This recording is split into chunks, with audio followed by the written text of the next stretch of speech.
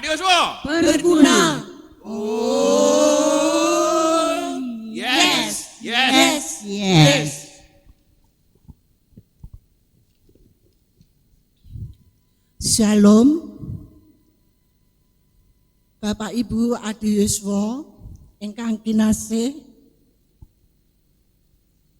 ingkang mirsani program live streaming ing pundi kemawon panggenan, sugeng enjang, sugeng pepanggihan malih wonten acara program live streaming Persekutuan Adiyuswa ing enjang punika dinten Rebo tanggal 19 Mei 2021.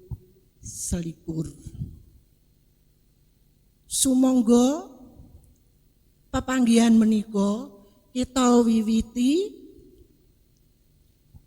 kanthi pitulungan kita menika pinangkanipun saking Sang Yehuwa, boten nate nilar pakaryanipun lan kasetyanipun langgeng. Sih rahmat lan tentrem rahayu saking Allah Rama kita lan Gusti Yesus Kristus wonten ing kita sedaya.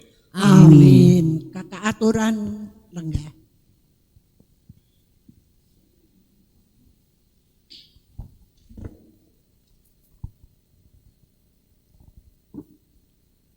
Bapak Ibu Adiyuswa ingkang kinasih, sumangga kita ngluhuraken asmanipun Gusti lumantar Kidung Pasamuan Jawi ingkang kapendhet saking KPJ 326 padha setunggalan kalih punika brayat kula.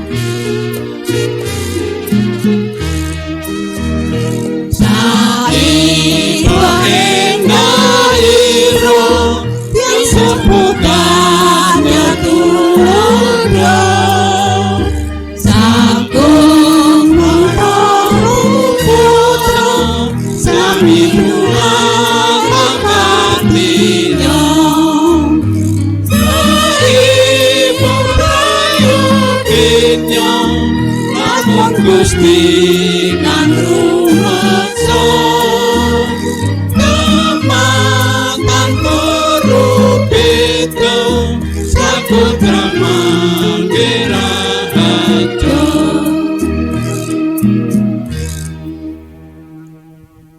Bapak Ibu Adiyuswa ingkang kinasih wonten dalam asmanipun Gusti Yesus Kristus, sumangga kita bika pepanggihan punika kanthi pandonga pambuka kula dherekaken. Duh Gusti Rama kawula ingkang pinarak wonten dhamparing kraton swarga ingkang mulya, Gusti ingkang tansah kula sembah wonten dalem asmanipun Gusti Yesus Kristus, keparenga ing enjang siang punika kalau sowan marek wonten ngarsa paduka. Duh Gusti, kalau ngaturaken puji syukur lan panuwun dumateng paduka, awet paduka sampun ngrimati gesang kawula, sehingga ing enjang siang punika kawula saged makempal wonten ing pepanggihan Persekutuan Adiyuswa ing enjang siang punika. Duh Gusti, sekedap malih kalau mirangaken Sabda pangandika paduka ingkang badhe dipun asta dening Bapak Telasimin. Duh Gusti, mugi paduka tansah paring kawicaksanan dumateng Bapak Telasimin ingkang ngasta dawuh pangandika paduka sehingga menapa ingkang dipun ngendikaaken awit saking karsa paduka. Matur nuwun Duh Gusti. Lampahing pakempalan punika awit saking wiwitan madya ngantos dumugi pungkasan nawung kawula unjukaken wonten ing ngarsa paduka Gusti kawula Yesus Kristus. Amin. Salam Bapak Ibu Hadiyaswa ingkang kula bekteni. Sumangga sami mirengaken pangandikanipun Gusti ingkang sinarat wonten ing Injil Markus 11 ayat gangsal 11 ngantos dumugi 19 ingkang mekaten pangandikanipun. Bareng wis padha tekan ing kutha Yerusalem, Gusti Yesus banjur tindak mlebu ing padalaman Allah. Wong sing padha dol tinuku ing padalaman kono nuli padha didhawuhi metu. Meja-mejane tukang ngijoli dhuwit, semono uga bangku-bangkune wong-wong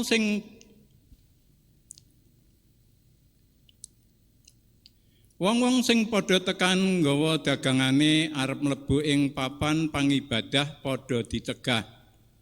Wong-wong mau padha dingendikani, "Apa kowe padha ora ngerti yen ana tulisan mengkene, omahku bakal disebut papan pangibadahe saking para umat. Nanging saiki malah kok dadekake papan pandelikane maling-maling." Bareng para pangareping imam lan para ahli Taurat padha krungu pangandikane Gusti Yesus mau, banjur padha golek dalan bisani nyedani panjenengane.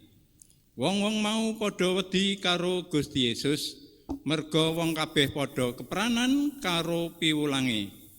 Bareng wis sore Gusti Yesus lan para murid-e padha tindak maneh metu saka kutha kono. Mekaten pangandikanipun Gusti ingkang rahayu inggih menika ingkang mirengaken pangandikanipun Allah saha nindakaken kanthi setya. Bapak Ibu ingkang kinasih, tiyang dagang menika menawi kepingin keturutan menapa ingkang dipun gayuh, kedah dikanteni ubet lan ulet anggenipun usaha amrih badhe nggayuh kamukten ing saklebeting pagesangan. Ing sekawit wonten pundi kumpul-kumpul ing mriku biasanipun wonten tiyang sadean menapa kemawon ing sak papan panggenan. Rikala dereng wonten corona pandemi 19, wonten lomba-lomba antawis antar wilayah kemawon rame sanget anggenipun sadean. Menapa malih menawi wonten tanggapan ringgit wacucal lan dalangipun menika terkenal utawi kondang. Anggenipun gelar dagangan mawarni-warni. Miturut kabetan para nim-niman sami klarisan. Anggenipun sesadean wonten ing kerumunan wau kados dene pasar ing wanci dalu. Pramila mboten mokal nalika jaman semanten pasaman ing Bait Suci Yerusalem sami usaha ngudi keuntungan arta saking tiang-tiang ingkang sami kumpul ingkang ibadah wonten padalemaning Allah. Menawi dipun nalar menapa pantes to ingkang gelar dagangan iwen-iwen sapi, lembu, mendo, peksi dara menika manggen ing pedalaman suci menika? Sebabipun menapa? Sebab tiang-tiang Israel mbetahaken lembu menapa dene mendo ugi manuk dara kagem caos kurban dumateng Gusti Allah. Pranatanipun Gusti Allah nyebataken bilih bangsa Israel nglampahi pendamel ingkang boten sae utawi nglanggar hukum dumateng Gusti Allah pramila kedah ngawontenaken kurban bakaran. Lan ugi wonten sebab musabab sanesipun sehingga bangsa Israel kedah ngawontenaken upacara kurban sembelian. Ananging bangsa Israel anggenipun pados hewan menika kurban kagem pisungsung menika kunjuk Gusti radi kaos utawi kangelan tebih saking Yerusalem lan kedah bekta kurban wonten ing Bait Allah menika. Pramila tiang-tiang ingkang sade menda lan lembu ndamel rega ingkang saged sanget awis.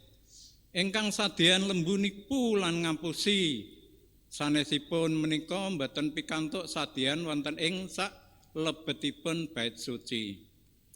Gusti Yesus paring dawuh supados para bakul medal saking pelataran padalaman suci. Lan pelataran kedah resik kagem ibadah para pasamuan. Pelataran pedalaman suci panggenan ingkang kedah bebas saking tiang sadean. Amargi sagedipun ginakaken kangge bangsa sanesipun Yahudi saged rawuh lan saged nderek ibadah wonten ing mriku.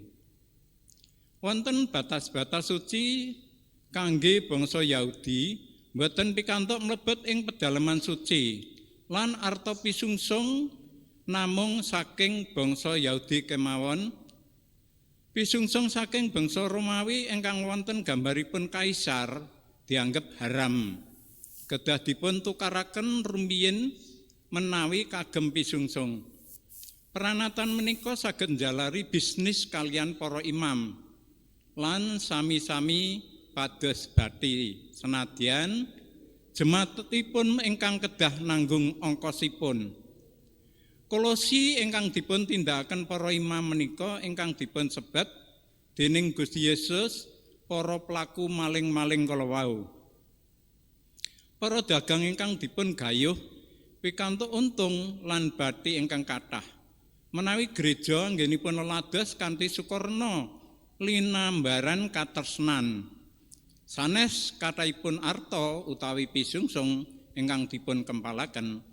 Tujuanipun ngibadah wonten gereja supados sedaya pasamuan saged ngibadah kanthi tenang lan bebas, boten wonten gangguan sanesipun lan supados saged ngrembaka pasamanipun.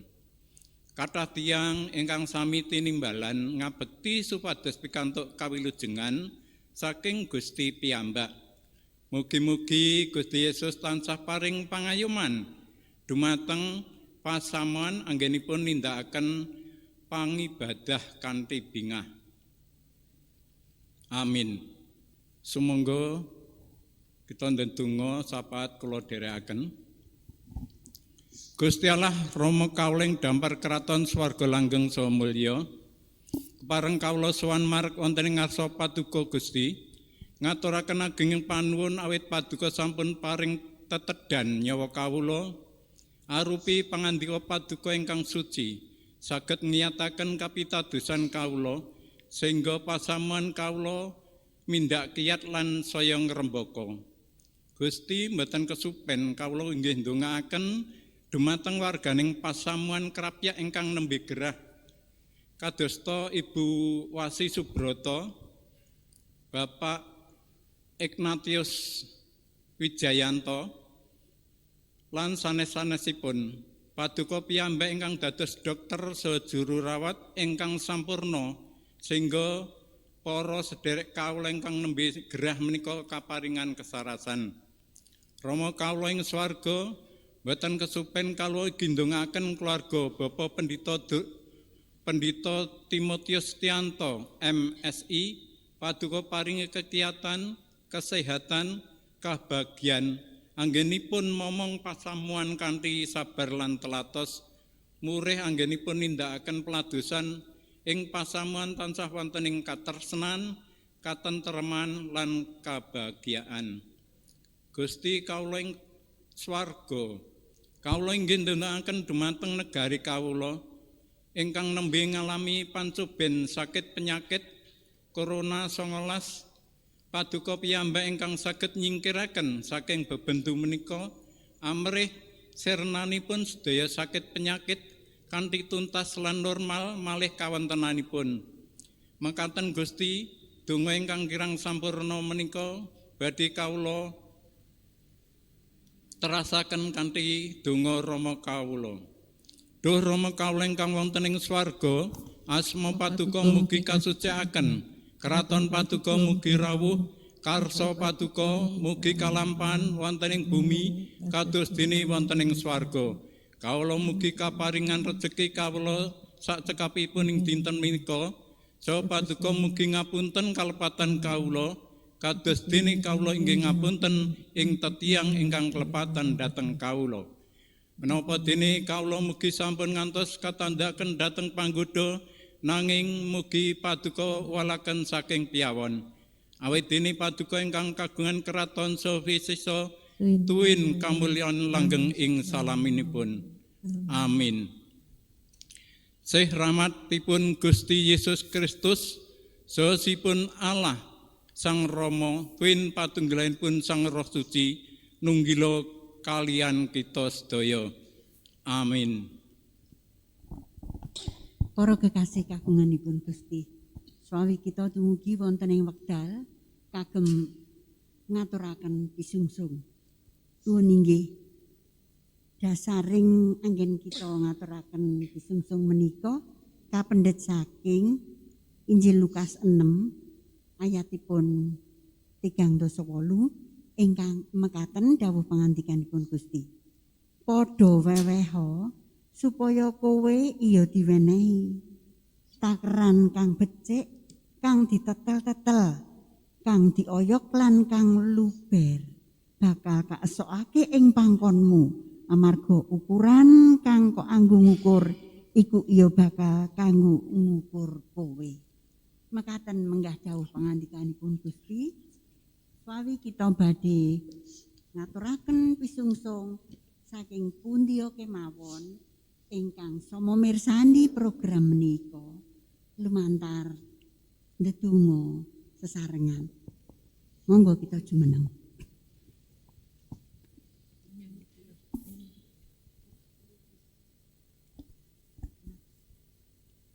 Doalah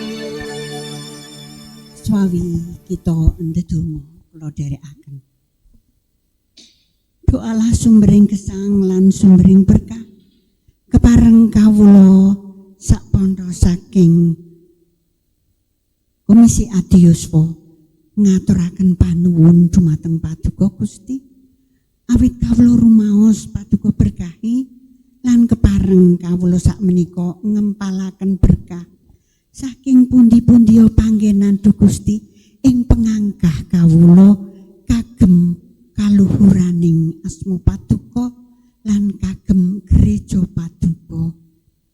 Gusti kawula nyuwun Paduka paringi Roh Suci wonten ing manah kawula kanthi makantar-kantar kawula sumadyo ngaturaken berkah kagem Paduka. Sinaosa kawula boten kekempalan pinanggih setunggal-setunggalanipun nanging kawula Gusti wonten ing ngawiyat kawula tansah nyuwun dumateng Paduka lan ngaturaken panuwun bilih dana ingkang kawula kempalaken menika saged ndadosna kaluhuraning asma Paduka lumampahing peladosan wonten ing gereja GKJ Krapyak kanthi pamatur nuwun ugi saking pundi-pundi panggenan wonten ing gereja pundi kemawon ngaturaken pisungsung kagem sarira Paduka berkahi. Matur nuwun Duh Gusti, matur nuwun supados kawula inggih saged tetep leladosan sinaosa mboten pepanggihan ning kawula pitados bilih Paduka ingkang meranata samukawis lan sama mimpin kawula setunggalipun. Inggih wonten ing Gusti kawula Yesus Kristus kawula ndedonga. Amin. Aturan pinarak. Bapak Ibu Adi Yeswa ingkang kula tresnani ing pundi kemawon pepanggenan ing wekdal menika rinaos cekap pepanggihan persekutuan Adi Yeswa lan kita badhe tansah pepanggihan malih lumantar program live streaming minjang dinten Rebo tanggal 2 Juni 2021 jam 12. Salam Gusti tansah nganti lan paring kesehatan jasmani tuwin rohani. Amin. Mila sumangga kita pungkasi kanthi kakidungan saking KPJ 390 kalih padha setunggal mugi sih rahmate Jeng Gusti.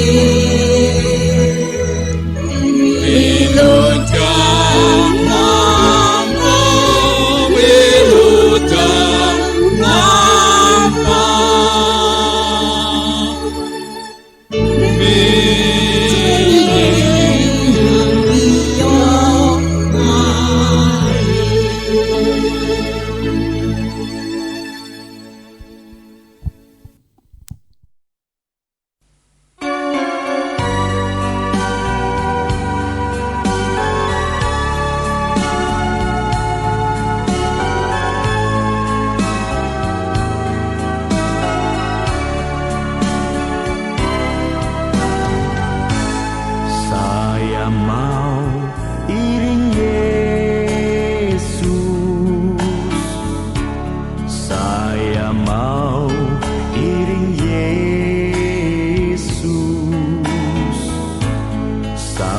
sampai selama-lamanya.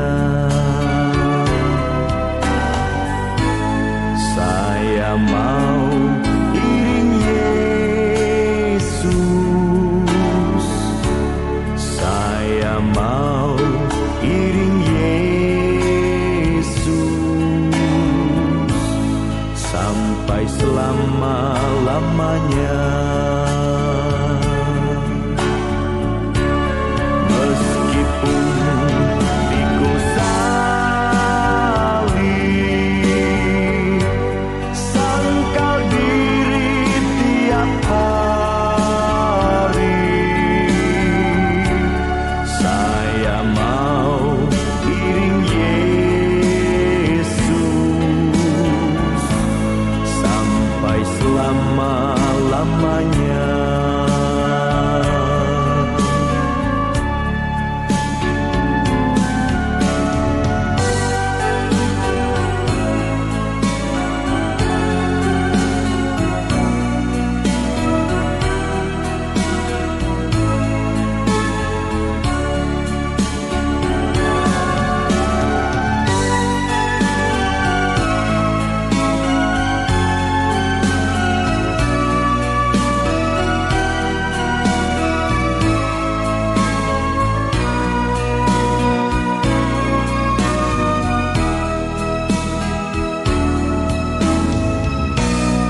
Saya mau iring Yesus, saya mau iring Yesus sampai selama-lamanya. Saya mau